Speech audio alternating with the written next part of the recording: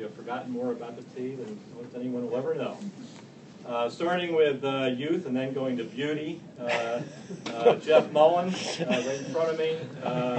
Jeff is a partner at Foley, Hoag, and was the Massachusetts Secretary of Transportation from 2009 to 2011.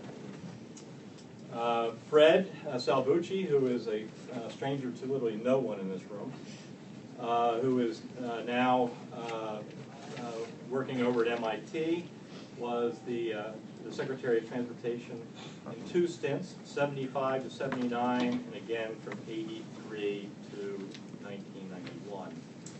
And then the Dean of the Secretaries, if there is such a thing, Altshuler, who's a professor of urban policy and planning here at the Kennedy School, and was the Secretary of Transportation from 1971 to 1975. So gentlemen, we are delighted to have you here. You know the rules of engagement. We've asked each of you to give 10 minutes or so of your own perspective. You can decide which you can go beauty before youth or vice versa. And then this is a discussion and it's an informal event. So it's a discussion and a Q&A. So again, we're delighted to have all of you here. Thank you.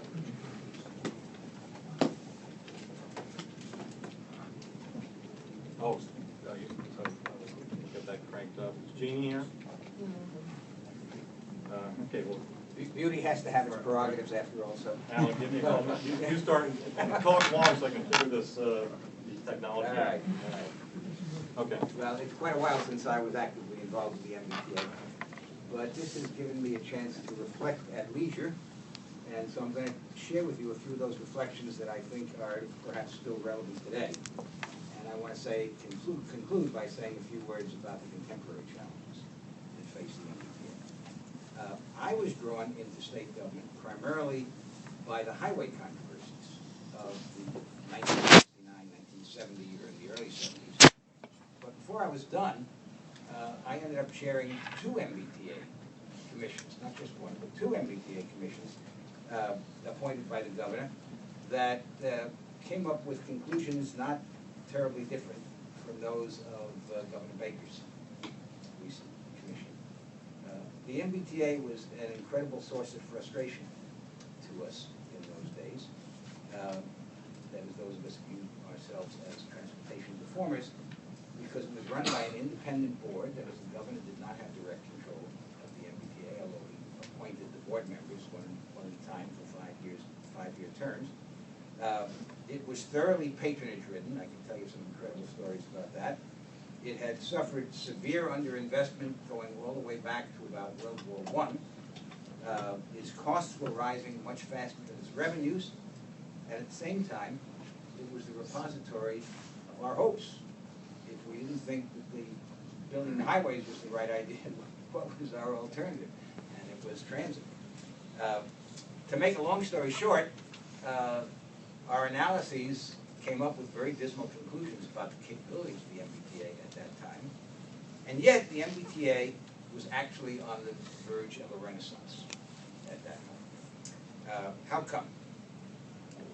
The primary reason, I think, is that Massachusetts was about to become the beneficiary of enormous amounts of federal money. There were 2 primary reasons for this. The first was that during the first 10 or 15 years after the enactment of the interstate highway system in 1956 by the Congress, the nation's transit systems, and particularly those that had substantial rail components, basically collapsed, or they were in the process of collapse, and there had been colossal shrinkage of service across the country. In this context, the nation's largest cities, Boston among them, had mobilized to enact a companion program for mass transit.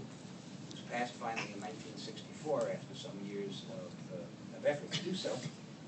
And most importantly, in the late 1960s, they credibly threatened to interrupt the flow of highway money for the highway program. You know, we lived in a political system full of veto groups.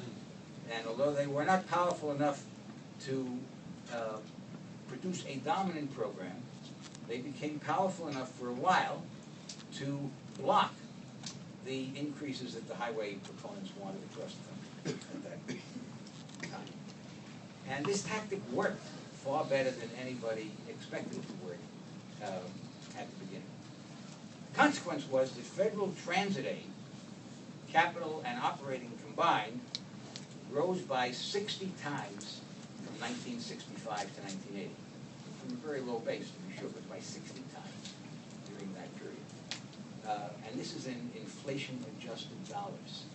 This is not just because of inflation, which would have reduced it substantially for these high inflation years. In the 35 years since, by the way, since 1980, federal transit spending has declined in real terms. So there was this one burst of growth in federal transit spending from 1960, well, actually began in 1964 to 1980, interrupted by the Reagan Revolution and continually interrupted in the years since. Second, Massachusetts had a very powerful congressional delegation in those years and had played a central role in bringing about these increases in spending. So Massachusetts did even better than the country as a whole during this time. On top of this, Massachusetts benefited from a second windfall during this period. As Governor Sargent, under pressure from a lot of community groups, rejected the interstate highways that remained to be built in the Boston area circa 1969, when early 1970 was when the moratorium began. But then Governor Sargent rejected these highways permanently in 1972, and of course that was continued under Governor Dukakis in the subsequent years, who had been lobbying for this in any event. But after that happened, we mobilized from Massachusetts a campaign to trade in the federal grants that had been intended for the highways to use the money for mass transit. And that campaign succeeded, and it brought in more than $1 billion of additional federal aid for mass transit during the late 70s and the 1980s. That's equivalent to about $3 billion in current dollars. The state of Massachusetts was also increasing its transit spending during these years, partially in response to the federal opportunities that were being created. I'm not going to go over the reasons for that, because I don't want to run over my time, at least by too much. In addition to these spending increases, there was a management revolution at the MBTA during this period. In 1973, the legislature passed legislation that gave the governor control of the MBTA, basically by making the CEO of the MBTA, the general manager of the MBTA, somebody who was appointed by and served at the pleasure of the governor, and who was the clear CEO of the MBTA. And Governor Dukakis, the first to benefit from this, was intensely interested in transit. He had Fred Salvucci at his side. In the first administration, he had Bob Kiley, another great transportation administrator, perhaps the greatest transit administrator in the second half of the 20th century. In the English-speaking world, he went on to head the New York and London systems after here. During the first administration, and Jim O'Leary, a terrific transit administrator as well, at Fred's side in the second administration. The momentum has faltered, I think, since then, but I'm not going to go into the reasons why. I'll let Fred and Jeff reflect on whether that's true, and if so, why. Let me conclude with several contemporary observations. Unlike the period when transit spending surged from 1965 to 1980, we are today, of course, in a period of anti-tax fervor, even as the base from which transit spending increases are needed is vastly higher than it was in 1965. So it's one thing to have significant percentage increases from a very low base. It's another thing to have significant percentage increases from a high base. And we are at an extraordinary base at this time. The Federal Transit Administration estimated in 2011 that to bring the nation's transit systems up to standard would cost nearly $100 billion. And the Massachusetts estimate, which Stephanie Pollack talked about when she was here a few weeks ago, is nearly $7 billion just to deal with deferred maintenance issues, forgetting about modernization, forgetting about expansion of the system. If we think about all federal discretionary spending, it has declined from about 9% in fiscal 2011 to an estimated 6.5% this year.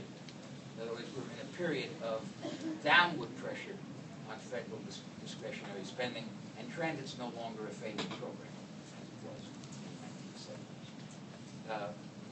It's very difficult to think of a scenario in which there will be a great surge in spending, certainly at the federal level, even at the state level, very difficult to imagine.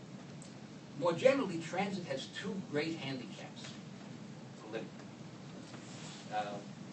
And there's no longer an interstate highway program that can serve as a point of leverage to offset these handicaps, as in the late 1960s. The first great handicap is that only 2% of personal trips in the United States are by mass transit. And of course, none of the freight is by mass transit. If you think, well, there's rural areas, and if you just think about the metropolitan areas, it's up to about 2.5% of all trips are transit trips. Even if one focuses just on trips to and from work, only 5% of trips are by mass transit. It's above 10% in only 5 metropolitan areas. Boston's one of them with about 12%. But only 5 metropolitan areas. And 11 metropolitan areas account for 80% of all the transit patronage in the United States. That's a rather narrow political base from which to build a great spending surge in a highly competitive environment. Moreover, these 11 areas are almost all blue politically. And the blues are not exactly in a triumphant situation in the Congress at the moment. The second great handicap under which transit labors is that it's the one major form of transportation infrastructure that is not susceptible of user fee financing. The overall norms of transportation, and I've written a couple of articles about this, are that transportation is an area in which the general pattern has been users finance the service, either because it's private, as the railroads are overwhelmingly in America, the airlines are, or because you can extract fees from the users, as was traditionally the case, or it's not entirely the case today, for highway users, not talking about the side effects of the air pollution effects, the accident effects, and so on, but just the basic cost of the infrastructure highway users paid over the years until anti-tax fervor has made that too difficult in recent years, so there's some supplement from general funds. But transit, of course, is in a very different circumstance. Transit fares covered only 23% of total transit costs in the most recent year for which we have computed data, which is 2012. 23%. 33% if you exclude capital costs. But if you include both debt service and operating costs, only 23%. This is a great problem because it means transit has to differentiate itself from the rest of the transportation system and try to persuade the tax-paying public that it's a very high priority that merits special consideration, which I'm sure all of us in this room believe that it does, but it's a harder sell when you get out across the country, and particularly in a period where overall spending is declining as opposed to increasing.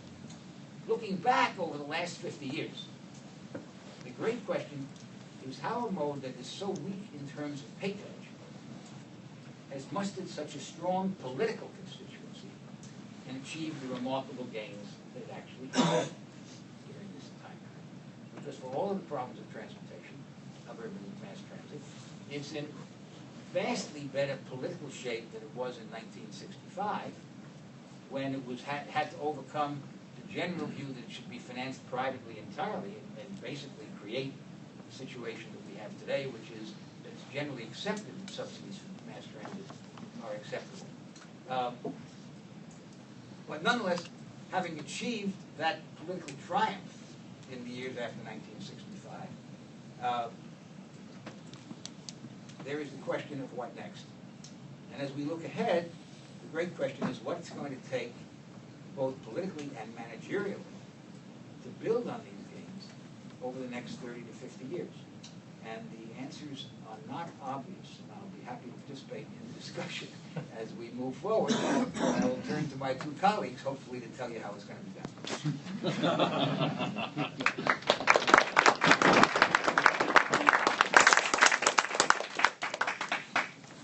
Fred, are you okay going without PowerPoint? Yes.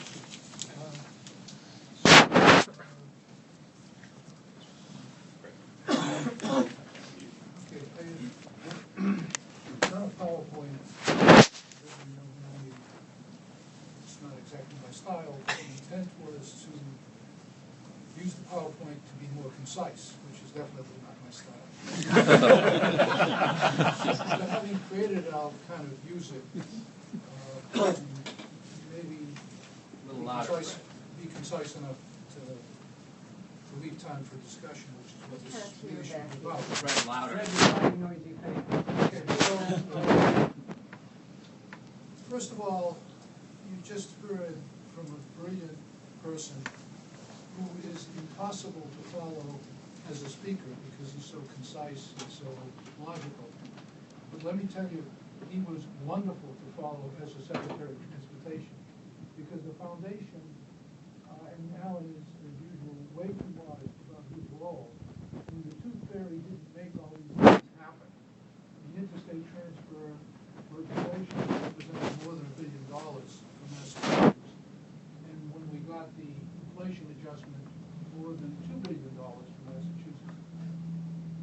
That was not an easy bet. That was because of Alan and Governor Sargent's support that made that happen. So the role that I play in my PowerPoint, which I brought a bunch of copies so we can distribute them later if people are interested, I talk about what Alan did in the foundation, which certainly includes the interstate transfer and a lot of money, certainly includes the reorganization of the MBTA, which was not a foregone conclusion. People were quite comfortable with this independent board that went and did its own thing and ignored the state government, especially the Secretary of Transportation. That was incredible craftsmanship by Alan.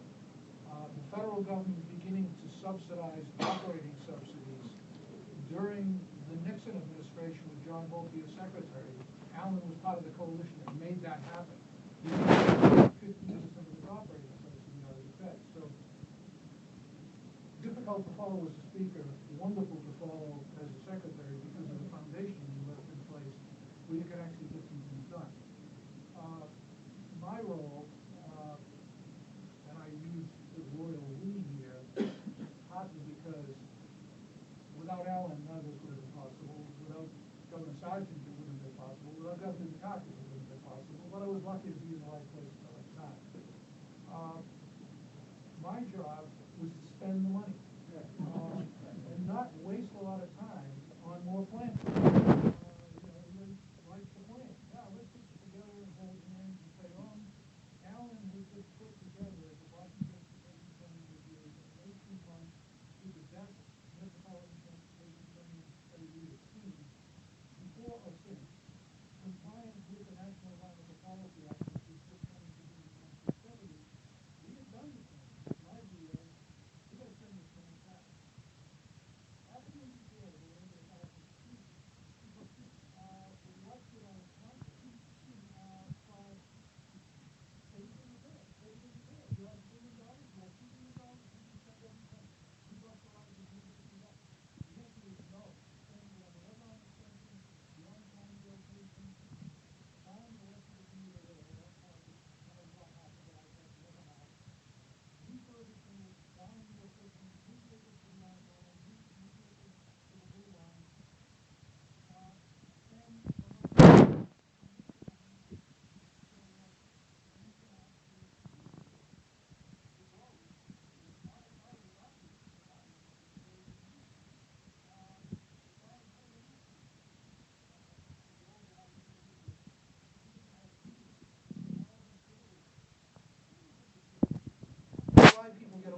this state of good repair. These numbers are made up. Where did the numbers come from? They came from the MBTA. Everybody kicks the MBTA around. Nobody trusts it. Why would you trust their numbers for state of good repair? The higher they make the number, the bigger excuse they have for not delivering. That's absurd. The approach we took during Duke 1 was deferred maintenance is not a proper use of capital. It's an obscene use of capital funds.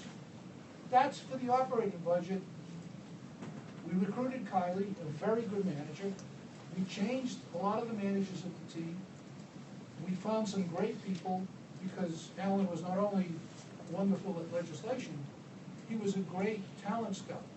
His whole office, I retained all of them. I'm a traditional Democrat, usually, out with the old and with the new.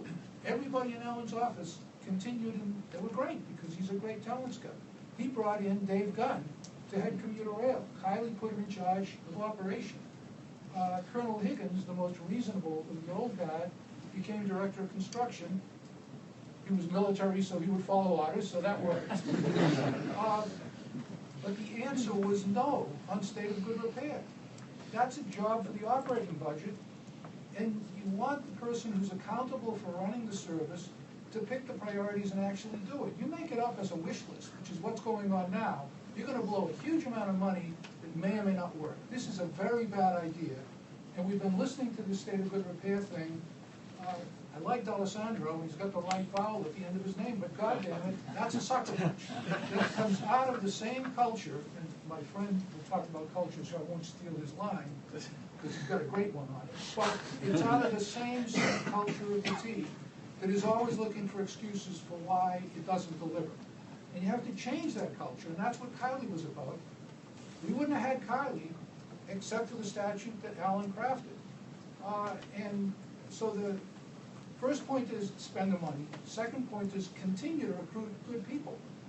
I mean, this absurdity of, oh, we have a freeze, we can't hire any people. Excuse me, anybody who tries to lose weight by doing a frontal lobotomy, belongs where people with frontal lobotomies are. This is insane. If you don't like the culture of the T, and you institute a personnel freeze, for God's sakes, why are you tying Stephanie's feet together? Let her hire people, as Alan did, as I did, that are committed and energetic. Personnel freeze is the stupidest thing you can do, and let me be very frank. That's a bad, stupid thing to do. And it's in fashion with the fiscal conservatives. When you don't have your own people there, the permanent mafia runs the place, and if you don't like what you've been getting out of it, and everybody says they don't like it, why on earth do you expect something different to come out of the same people running everything if you don't bring your own people in and you don't establish some leadership? So, building on Alan's wonderful foundation, money, good people, adding to it, getting some more money. We had a great congressional delegation, getting some more good people, the Dave Gunn that we inherited, the Bob Kiley that we recruited. Spend the money. Don't fool with state of good repair. Make that part of the operating responsibility, and concentrate the authority in the chief executive officer, which was the brilliance of Alan's plan. The T, and I'm being a little bit unkind, there are a lot of good people at the T, but the T is a paramilitary organization. It cannot deal with ambiguity. They have to know who the boss is. For very good reason, and their long experience. If someone says, do this, the safest course of action is wait a few days, it may change. I mean, that's the culture of the place, is to not act. And when it's unclear who the boss is, that just festers. You need to have, there's no question that Bob Kiley was the boss. In the second and third Dukakis administration, when Jim O'Leary was there, it was clear that Jim was running the MBTA. What was my role as chairman of the board in the second and third administration was to make sure that the board didn't get in the way. Wonderful people. I recruited the board. I like them. I love them. They've got great ideas. You get a good idea, we'll go for coffee and you talk about it. You never undercut the general manager in front of the public. You never embarrass the general manager in front of the people he's trying to manage for you. And boards do that. They're dysfunctional. So, not because he's a Republican, but I'm very skeptical about what's happening with Shelley Baker right now. I was enormously sympathetic when he came into office and he said, what a mess, and what do you expect me to do because I'm looking at a general manager that isn't mine? So Beverly said, that's easy to fix, it's yours. A wonderful contribution. Now he can have his person. Then he says, well, what do you expect me to do? I've got these 6 board members, none of whom I appointed. They resign. He's looking at a board that's all his. Well, I want 2 boards. The legislature gives him a second board, a control board. Now you've got 2 boards, 2 sets of people. No matter how nice and smart they are, they're going to do nothing but cause trouble. And we've got 2 general managers. I mean, Frank DiPaolo, who I admire and like and think is a really good administrator, at Short Sleeves, who I don't know, but I hear he's very good. It's not a question of how good they are. I mean, ancient Rome tried making things work with 2 consuls. Whenever they were in trouble, they suspended the 2 consul system and they went to a single dictator because someone's got to be in charge when the stakes are high. The stakes are very high at the T. I don't think we need 2 boards and 2 general managers. I mean, I got a big problem with this. Most fundamentally, the big lie is reform before revenue. What nonsense. There is no reform without the money to do something. You need money to hire good people. You need money to deal with all this deferred capital investment. Of course the system's in trouble. The Orange Line vehicles were supposed to be replaced in 1995. They've been kicking the can on capital expenditures, not because they're stupid people or mean people, but because there wasn't enough money in the system. So you got to run the service, so that money goes away. You have collective bargaining. That money makes it even more expensive. And so you don't buy the buses. You don't buy the rail vehicles. So they cost more to maintain. And you don't have the money to maintain it, so you don't maintain them, so it gets worse. And then you might even bond for capital, for deferred operations. That's the worst thing we can do. So they're in a downward spiral. You don't get out of the downward spiral without admitting that it needs money. Now, to cross the pond and shut up, because I'll toss it to Jeff. I've had the privilege of doing a lot of work in London. Amazing things are happening there. There's a conservative governor, prime minister. There's a conservative mayor of London. There was a Trotskyite mayor of London, a wonderful guy, who was very energetic and did a lot of very impressive things. He got the ball rolling on a project called Crossrail. It's twice the size of the Big Dig, and the cost overruns aren't in yet. So it's a big, big project.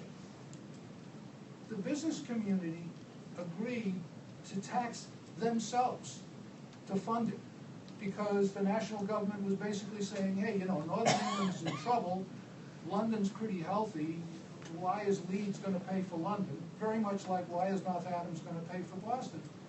The business community ended up saying, you're right, if we want the better transit system that our businesses rely on, we have to contribute. They agreed to an increase in the financial rate on the real estate in order to fund it.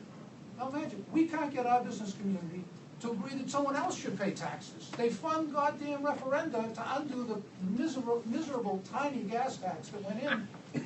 I'm riding around with my wife a few weeks ago. We spent like $2 a gallon to buy some gas. We were going out to Western Mass. We said, this is incredible. It's so low. Within 2 miles, the price of gas varied by 40 cents. With the world end, you know, to quote our friend Larry Summers, did this brilliant article the other day pointing out that for 20 cents a gallon, which no one would notice now, you can sort of fix this whole thing. This is absurd. You know, in a sane world, which I would characterize London as being, the business community admits that they need better public transportation. You can't have this kind of density without investing in that system to carry more people. This is not high math. I know I'm on my team and I'm supposed to do fancy stuff. This is arithmetic. You can only grow so far on the automobile. You know, this was demonstrated by Zupan and Pushkarev in New York City in 1970, a long time ago. It's clear across the country, beyond a certain density, you've got to have transit. But when you start the transit, you've got a pretty highly oriented system when you start adding transit, adding more and more transit. That means the growth rate of the transit is much higher than proportional. So you can't say 2 and 2 is gonna be 25. It's gonna cost money to have the kind of transit system that our economy requires. And you can look at some of the graphs that I pulled together to show that. We need to admit that this system needs money, and the leadership has to begin with the governor. Now, the governor's a Republican. That means it's his allies, and with his support, that did the referendum to undermine the miserable 3 cents or whatever the legislature did. Well, Frank Sargent did something amazing. He gave this incredible speech. He had banned a public works commission. He got up and said publicly, we thought that highways were the answer. We were wrong. When did you ever hear a politician say that? It's amazing. And he dramatically turned things around. Thank God he did. We've all benefited from that kind of leadership. Charlie Baker's got to take a page from that and say, I shouldn't have supported that referendum. That was then, now is now. This is going to take money. Talk to his right-wing friends and say, I'm a Republican, you can't shoot at me. He's in a position to be Nixon goes to China. And if he doesn't do that, no amount of smart this and that is going to fix the tea. This isn't about being smart. This is about getting money and investing it. You have to invest it wisely. It's always possible to throw money away. I'm not advocating that. But you can't be smart with no money. There is no such thing as reform without a lot more revenue given the commission of the tea. So that's my bottom line on it. Jeff, I'll leave you with your culture.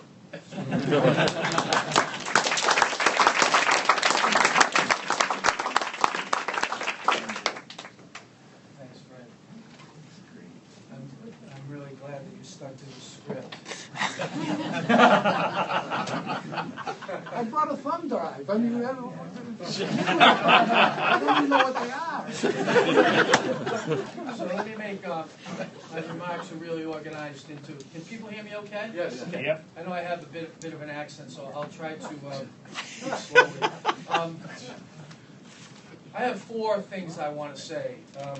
The first is that I'm happy and honored to be here, John, so thank you for inviting me. I was here once before. It was in a different room several years ago, and I'm thrilled to be back. I have a tremendous love of history and a deep respect for the long arc of transportation that really defined my time back at 10 Park Plaza.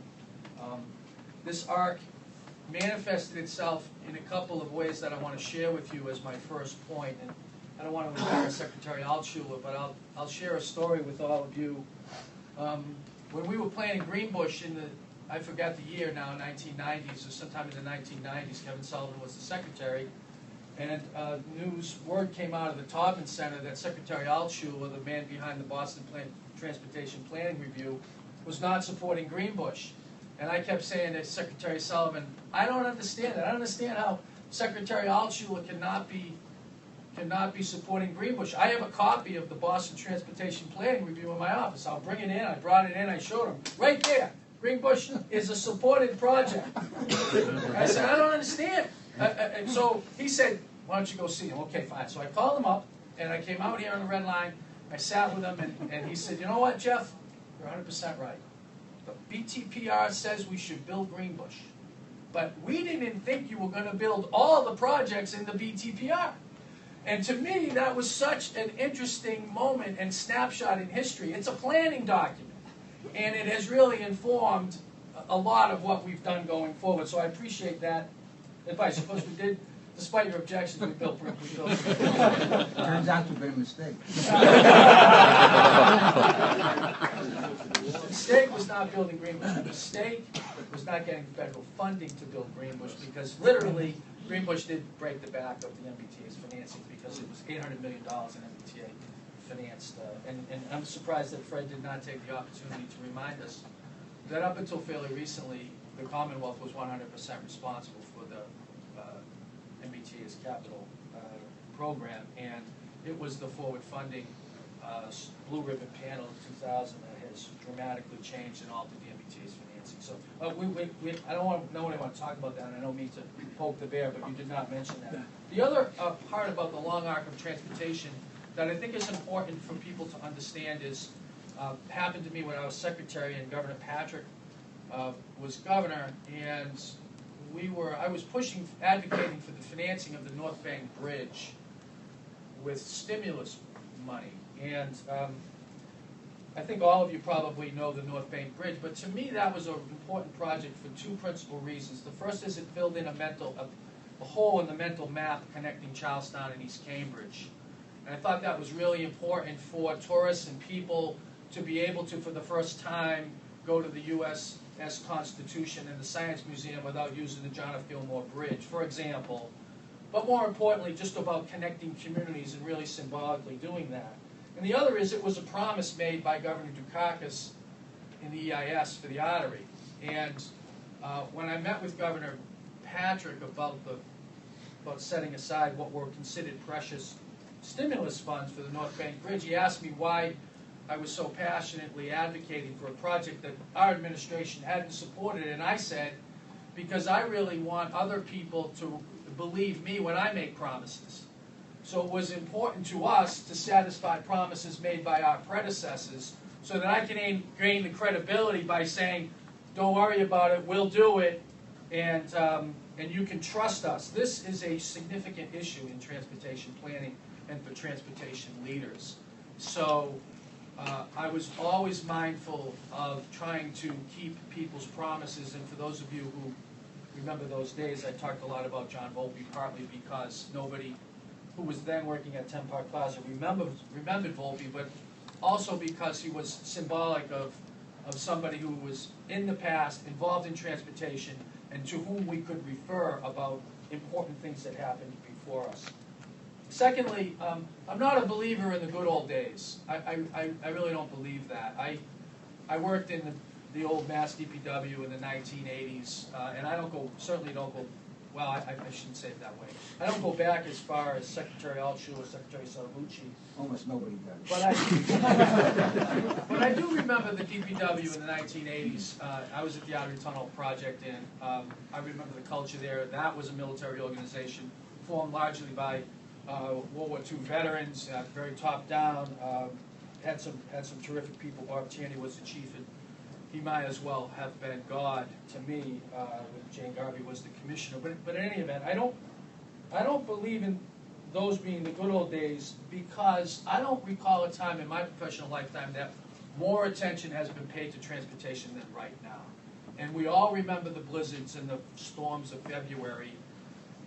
I think that is a singular manifestation of the importance of the relationship of our economy to our transportation system, our highway system to our transit system, and it evidences an awareness that I had seldom seen in my professional lifetime.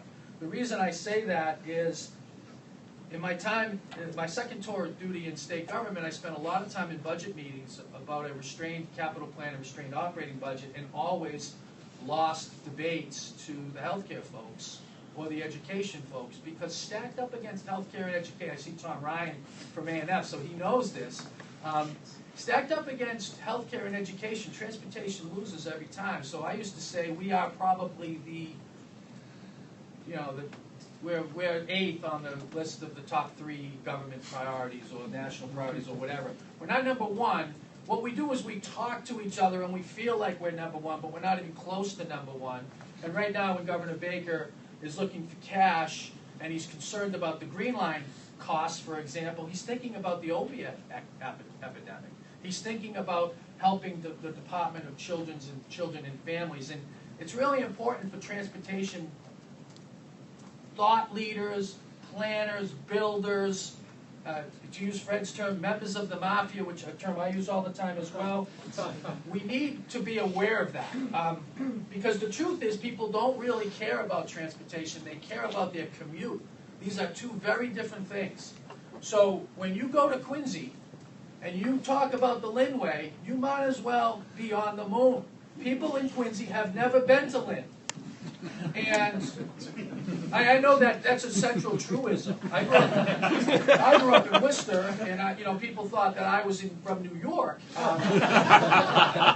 because people think the J-Way is in the West. I understand that, but you really have to understand the way people think. So what that leads me to say about the good old days, the bad old days, I agree with references that both of my predecessors said, and that is we lack a real national priority. So I really have come to think about transportation as a state-driven priority and when we can, a locally driven priority. So when we in Massachusetts go to AASHTO conferences, we get together with the folks from New York and New Jersey and Michigan and Ohio, and we all stand in the corner and we moan about transit.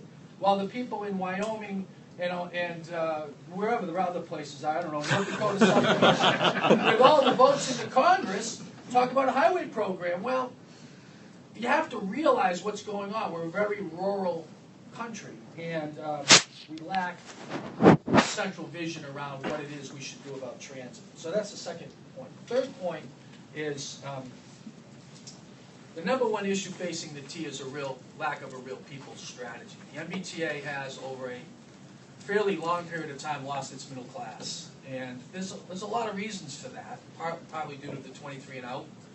Part of it's due to the lack of respect we have for public officials. Part of it's due to the fact that we don't pay our people enough. Let me tell you a story about that. So I went to law school at night while I was at the Artery Tunnel Project, and I was fortunate enough in 1993 to receive an offer to go work at Foley, Hoag, where I work now. And when I was I don't want to be too personal, but just to give you an idea of the differences of what it was like 22 years ago with the pay scale between the public and private sectors, when I left the Big Dig in '93, I left to go to Foley Hoag to become a first-year associate and received a $6,000 raise. I remember talking to my wife, my first wife, still my wife, at the time, and saying, gee, maybe I shouldn't do that. You know, the project is fun, you know. She said, oh, go do it. You know, you'll learn how to practice law. You can always do it again, you know. And so I'm glad that I did it. Today, if you were to make that same choice, that same job would pay probably, in the state service, would pay probably $75,000. But if you went to Foley Hoag, you would receive 2 times that amount as a first-year associate. So it's hard. So when you think about that, and you think about the enterprise trying to retain and attract talented people that Secretary Salvucci referred to, you really need to think about why people would come and stay at the T for a long period of time. Because while people do things for the public service, their family comes first. Always their family comes first, and you can't blame them for that. So we need a real people strategy. So the fourth point I want to make is about the transportation reform effort of 2009, which was really my central thing that I did in state government. Now that began in 2007, about a month after the governor assumed office. We met every week for a better part of 2.5 years in a conference room at A&F with the governor's office and the A&F people and people from what was then the Executive Office of Transportation to form what became MassDOT. Now, in those days, and I agree with Fred, we were not thinking reform before revenue. We really didn't support reform before revenue. We thought you needed revenue to reform, but we were hampered by the politics of the time.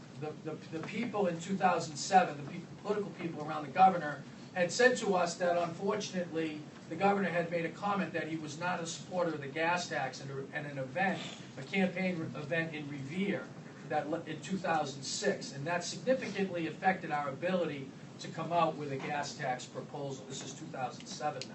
Ultimately, you'll recall that when MassDOT was rolled out, what became MassDOT was rolled out in the beginning of 2009, there was a 29-cent gas tax proposal that became, as Fred said, a paltry 3 cents. But we did start at 29, we then went to a quarter, 19, we were somewhat desperate for some revenue. But there was a revenue play, and we ultimately yielded to reform before revenue because we were practicing the art of the possible.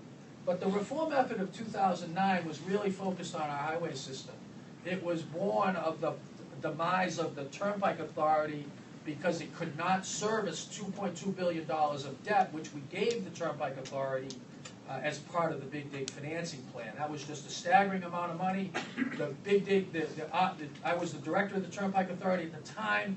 It received $25 million a year in state support to maintain Interstate 93, despite the fact that 93 was not a tolled facility. That basically broke the back of the Turnpike. And the days of John Driscoll's Turnpike Authority, it was long since gone. It's not a sleepy 123-mile road. It was a huge enterprise with a large responsibility that simply didn't have the finances to support itself and lost its enterprise. What the reform effort of 2009 was about, it was about achieving efficiencies. It was about creating a shared service unit. It was about getting better organized. It was about changing culture in transportation, where we spent probably 80% of our time, because the best strategy gets trumped by a bad culture every time, and there is a very bad culture at Tenpark Plaza, not because of any one fault, but culture pervades that building, and in order to really fix the problems, you need to understand culture. We focused on culture with things like the MassDOT Roundtable, MassDOT University, and increased communications. The idea was to implement reform and prepare for revenue, which ultimately led to the 3 cents and the tragedy, frankly, of the loss of question 1, which is truly a real tragedy for anybody who cares about this. The truth is, the transportation. So when I met with your panel, and they interviewed me about the reform effort of 2009 and why we didn't do more with the T, why the T didn't get fixed as part of the reform effort of 2009. It really wasn't about the MBTA. We did very little with the MBTA. What we did was we merged the governance. In those days, we had 2 boards. We still had 2 boards after 2009. We just put the same people on. And we used to have a MassDOT board, and then we'd break, and then we'd have an MBTA board meeting. And that really didn't work. Now we have one, well, we did have one consolidated board. We're back to 2 boards. I've talked to Secretary Hoag about that. I can't mention that right now.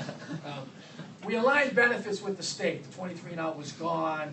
We worked on some reforms with the unions, which was very difficult. And actually, the union issue at MassDOT was much more difficult than the union issue with the T, in my view. But we did align benefits. And significantly, we made the Rail and Transit Administrator the general manager of the T. Now, some people might wonder why we did that. What happened in 2009 is the Highway Division and the highway units got a little further away from the T than they were before the merger, and that's because the Secretary was not on the board. Before the merger, the Secretary was the chairman of the MBTA board. After the merger, the MBTA had really no relationship to MassDOT itself, except that it shared a board, and it only shared a board because we put the same people on the board. So reform was not very good for the T, and the way to fix some type of alignment of responsibility and authority was to make, was then Rich Davey, the head of the Rail and Transit Administration, who answered to me. We made him also the general manager. So at least we had the general manager, and he was paid by the Commonwealth, and then we sent some of his salary over to the MBTA in a bookkeeping maneuver. But this issue that you've heard from the 3 of us of the governance of the MBTA is really pervasive on its problems. The reason we didn't do more with the T in 2009 is I was really afraid of it. I thought that the 2009 effort to abolish the Turnpike Authority was a huge, huge thing. And eliminating Chapter 81A from the general laws, eliminating the Registry of Motor Vehicles as a state agency, abolishing the Aeronautics Commission, taking the bridge from the Port Authority, giving it the airport in exchange at Worcester. These were all massive things that had huge risk. And the real problem with transportation reform was if it had failed, that would have been a complete disaster. So the idea was to step back from really attacking the MBTA from a governance perspective. I didn't understand its statute well enough, and we thought that it was best to stay away from the T and to begin working on MassDOT 2 immediately. The real issue underlying all of this was our failure to align authority and responsibility, which is still really a major issue with the T. MassDOT was designed on the central tenet of we will govern our system in the same way we finance it. And because we have a statewide finance plan, we need a statewide board of directors. We don't have a regional financing plan for the MBTA. We have a statewide plan for the MBTA, and yet we don't. The MBTA is not a statewide organization. So that is something that we need to think about as we move forward with the MBTA, and we still have not solved this problem. What I did learn from 2004 are two things. First is reform is constant. It's the new normal at MassDOT. There's not really anything like reform. It's just the way they have to do business, because it's all about earning people's respect and a seat at the table with education and with health care so that it can be properly financed, because I do agree that it needs new revenue. And the second is, immediately after we stopped working on MassDOT, we began working on MassDOT 2, which was all about the T, whose works continue. So, I want to leave some time for comments, but let me make three points about how to fix the T. The first, we need a people strategy. We need to bring good people to the T, and we need to invest in them. We need a human capital strategy to improve the culture, get people working in the public sector, and being proud to do so. Measured by things like, I would say, I just want people to go into Doyle's wearing their MBTA jacket. People really don't do that. They don't walk out of Forest garage and they put leave the jacket in the car. That's a real problem. That needs to be fixed. And I don't have any silver bullet answers, but I know that we won't fix the T if we don't address our human capital issues. The second is we need much more equity in transportation. We now have a highway system where sometimes people pay to ride on the roads, and sometimes they don't. We have an east-west issue where we've got good choice in eastern Massachusetts, we've got terrific choice in Somerville, Cambridge, Jamaica Plain, but we've got no choice in Worcester. You can't take a bus from Worcester to Fitchburg. And until we figure out, so the way I would describe that is we need to treat everybody equally unfairly. And I think this is like Massachusetts, like this is tribalism of Massachusetts, like I'm a Charlestown person or I'm a Holy Cross person or whatever. People think that way, and we need a system that's equitable. And I've come to believe in an east-west system where you have choice, you can have a cross-subsidization of revenue. And when you don't have choice, you can't have that. Because until we have a statewide transit program, and I don't know that we ever will have that, you really can't cross-subsidize the system. And you can't have people in the Berkshires buying flat-screen TVs paying for the MBTA. That's just not right. We shouldn't do that.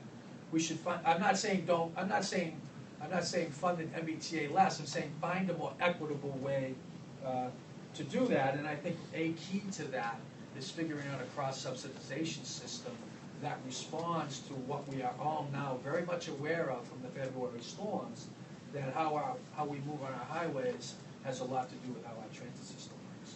So those are my perspectives. Thank you very much for that. Well, gentlemen, you've given us a ton to think about and some great quotable quotes. It's going to be a great cocktail hour today. We're going to do a hard stop at 5:30, which means we've got 15 minutes available for questions and discussion. So I'm not going to moderate. Why don't you direct your questions to one, two, or three of the gentlemen? How about it? Why don't you pick the questioners, please, because there are three of us. Oh, okay. Well, gentleman in the back. Thanks. Great presentations. I heard the term people strategy, and what I'm wondering is about another people strategy, which is for all the people who live in Massachusetts who could care. I'm a little bit more optimistic about the extent to which people could care if there were more work done to educate and mobilize. Where is the people strategy to take advantage of the interest that I think is latent out there that has been prompted by some of the recent events that were alluded to mobilize people to be part of this? Everything you've all been talking about is like inside baseball, bureaucracies, governance. What about us? What about all the people who live in Massachusetts who want a better public transportation system? We seem to be left out all the time. I think that's a good question for Secretary Altshuler.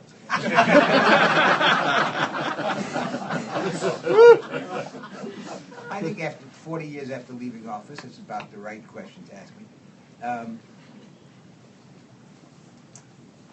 We mobilized enormous participation around planning in the early 70s.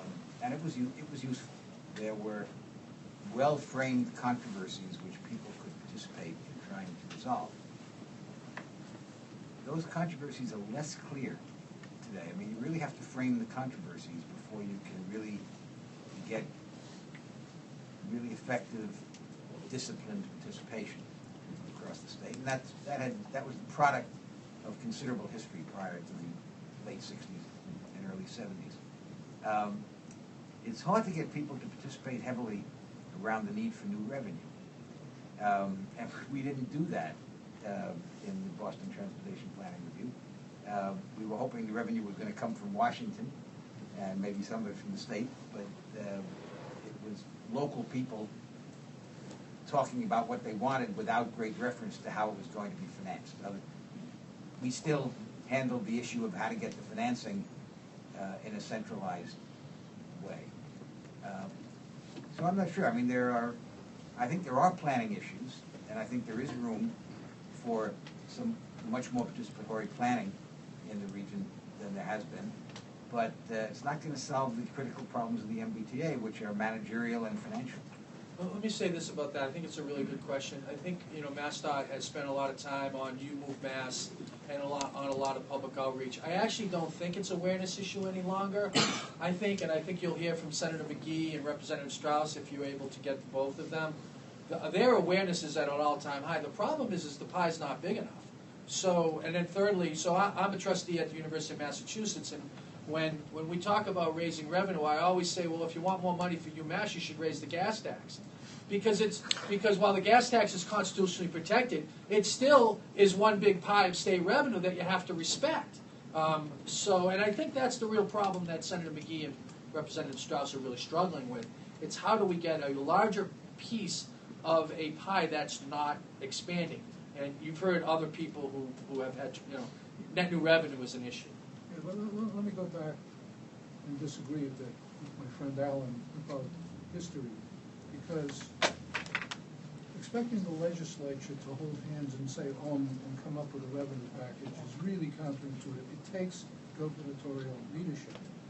When Alan was secretary, Governor Sargent, in league with Kevin White, a rival, got through a change in the Massachusetts Constitution so that the gas tax could be used to pay for public transportation. We seem to have forgotten about that. No, I know that. So if this takes gubernatorial leadership to solve, when, I don't know what relative roles Alan played vis-a-vis Governor Sargent, but the interstate transfer coalition that involved, Oregon and, New Orleans, I think, was in it, and Alan was the architect. I just sort of watched from the outside.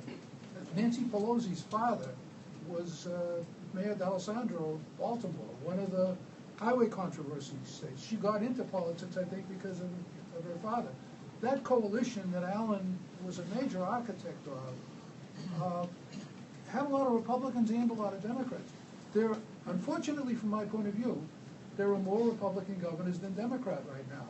It's the governors who are not getting the money because of the gridlock in Washington. Governor Baker is a Republican. He could play a lead role in pulling Republican governors together and say, let's change this nonsense.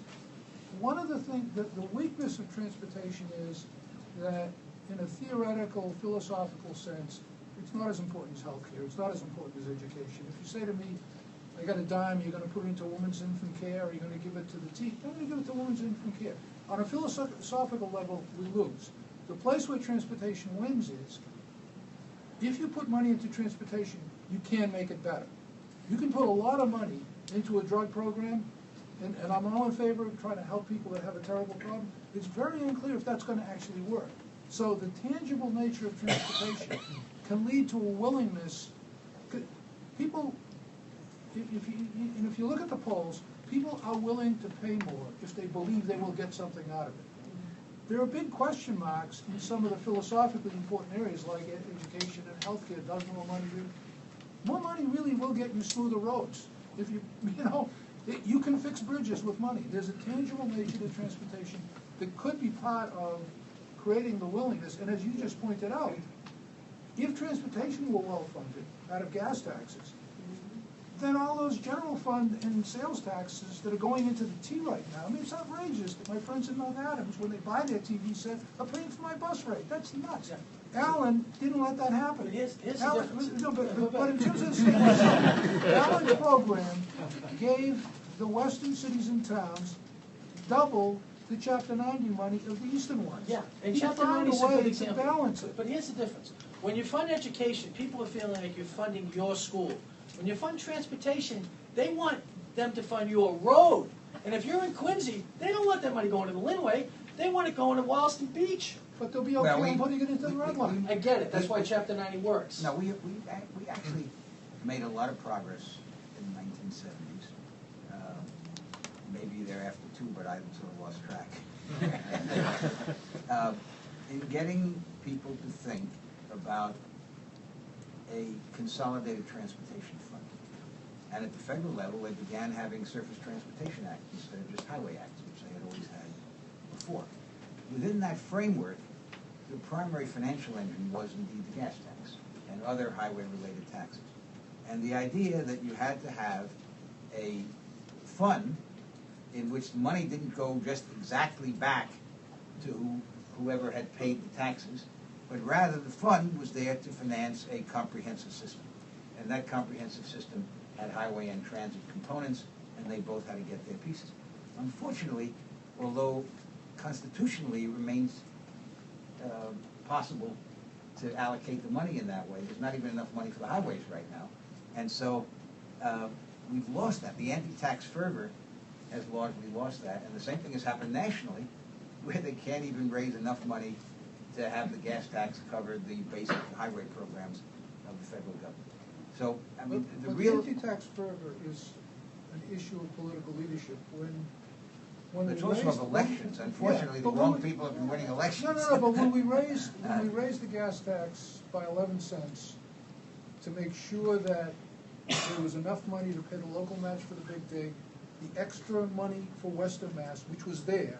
I mean, all the gas tax of the 1988-89 was all documented to pay for the teeth. All that stuff was funded. And then Barbara Anderson and her friends, big bankroll business interests, who in London are taxing themselves to build things, instead like to play these games. We beat her 2-1 in the referendum because there was a coalition of people saying, this stuff is important, that's ridiculous. But it began with the governor leading, and he was a pretty weak governor at that point. I love Mike Dukakis, but he just lost the presidential thing. If Charlie Baker wants to lead this, it's the Republican allies of Baker that are the problem on this thing. They're the ones that led that stupid referendum we built for a lousy 3 cents. So, you know, it's going to take, you can't expect the legislature to do this. Baker, if he wanted to do it, and I'm hoping that the circumstance will come where he decides he does want to do it, he could lead at a national level, as Sargent did. He could lead at a state level, and he can't be attacked from the right, the way the Democrats can. If he said the solution to this with gas prices, Unlike John Boehner, he can't be attacked from the right. not within Massachusetts. Not within Massachusetts. Oh, okay. Okay, Question, right?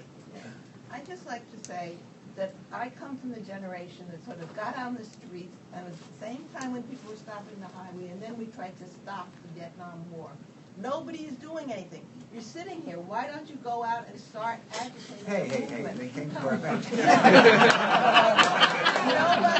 Nobody. I see some of these people at all these events. Why don't you start Occupy gas taxes? A specific kind, that's so simple. Why can't, people, I don't think the governor or anybody can operate if they don't have people clamoring. I just remember that Alan was able to do and you were able to do things because there were people from the League of Women Voters and wherever out there pushing you, scaring everybody. And we need people to do that. You brought it up, but go do it. Question back in the corner. You've effectively ruled out federal funding because of the rural leadership of our legislative processes. The state, you're asking for leadership from Charlie Baker, and I think maybe. But what about local governments, which are still in control of, presumably progressive people, and this is the point where I have to insert a disclaimer, I'm a member of, but not speaking for, the Cambridge Public Transportation Advisory Committee. They sat through a hearing on Cambridge Public Transportation Plan where the city councilors who showed up didn't ask about public transportation. They asked about biking, charging station for our personal electric vehicles, and one other, why are we narrowing streets? I mean, why isn't there a local, revolving government? Because the cities are the ones who are going to suffer when the economy, in the Boston, Cambridge, Somerville area, has the key malfunctioning. So I think it's hard for the municipalities to do that because so many of our transportation issues are regional in nature. First of all, I think that's a big issue. I also think Cambridge is a bit of an exception amongst the other cities and towns. And then thirdly, there's a real resistance at the local level to raise local option taxes, and municipalities generally don't have the revenue under the constraints of 2.5. Those, I think, would be the three things that I would point to. My best hope for additional transportation funding is really in the states because those best reflect the priorities of the people who live in the states, and it's particularly in in the absence of a true national agenda. Yeah, but to be competitive, Yeah. Prop 2.5 is not in the Bible, and it's not in the U.S. Constitution, nor is it in the state constitution. And in fact, the referendum that gave us Prop 2.5 did not include the cap on assessment on cities and towns. That was a piece of skullduggery in the legislature. The legislature created the damn thing.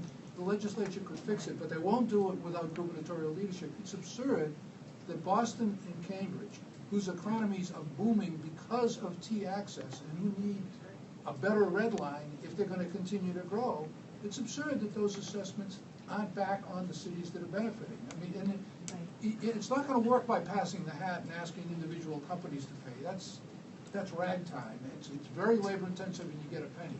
You need to change the law and say we're going to put back the statute that Allen had where a reasonable assessment went to the towns based on how many people ride the system from that town. That's a fair way to do it. It's a lot fairer than taking it out on North Adams with the sales tax, which is what our friend Finneran did with the year 2000 thing. I mean, this was done before. This is not an impossible task, but we need the governor to want to lead this. And to me, there's going to be some activism to say, come on, Charlie, you wanted it, step up to the plate and do it. He's got every wish he wanted. He got 2 boards because he wanted 2 boards. Fine, I wouldn't want 2 boards, neither would Alan. He wanted 2 boards. He's got the 2 boards. Step up to the plate and put the money into the system. Okay, one last question, gentleman in the red. That's a question for the culture minister and also the secretary who hates the good old days. It has to do with Harvard Square, 1946, 70 years ago. They ran trains in and out of there every 90 seconds. Okay? Today, the schedule is 4.5 minutes. Okay? So in the old days, they ran the trains 3 times as frequently. When I speak about this, when I meet with the MBTA people, they say, oh, no, we can't do it. It's impossible. You're going to break the rails. I heard that one last night. What is wrong with the culture of the MBTA, which says, basically, we're not going to change. We're going to keep doing what we've always done. And we're not going to make any more friends. What's wrong with them? I don't, Fred may want to take this.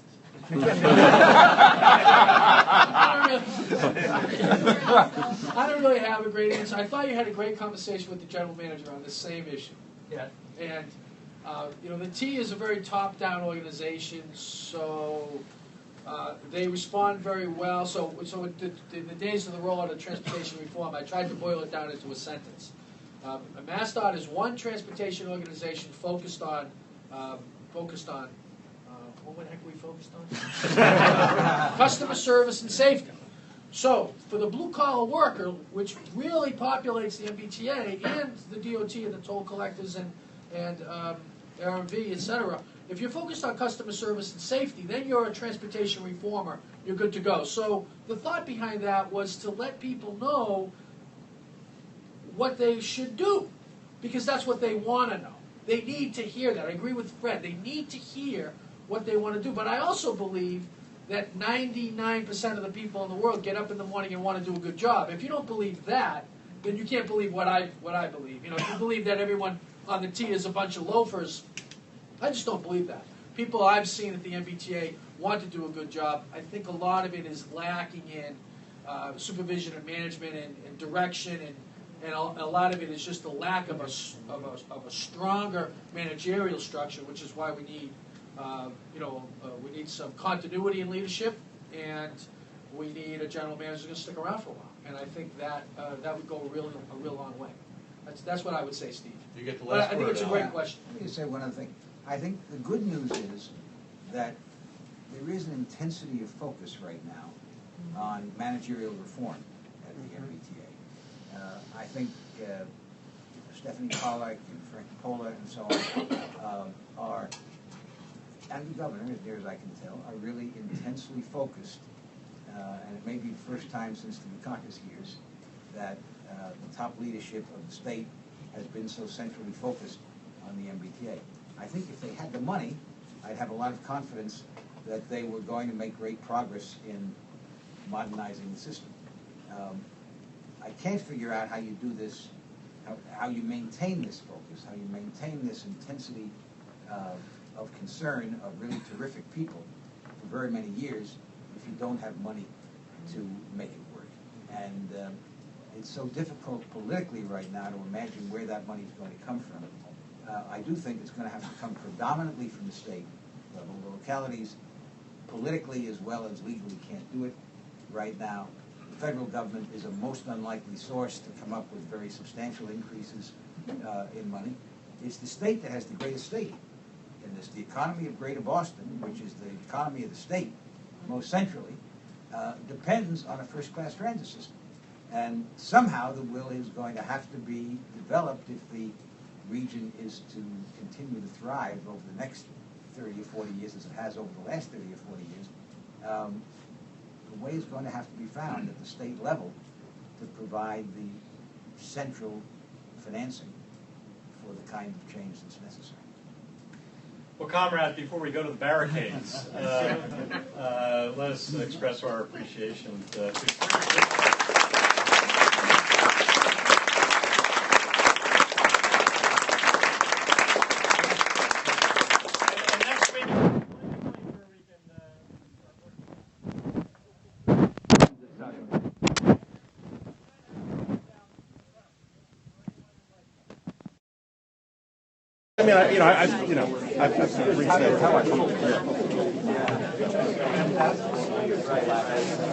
Good to see you.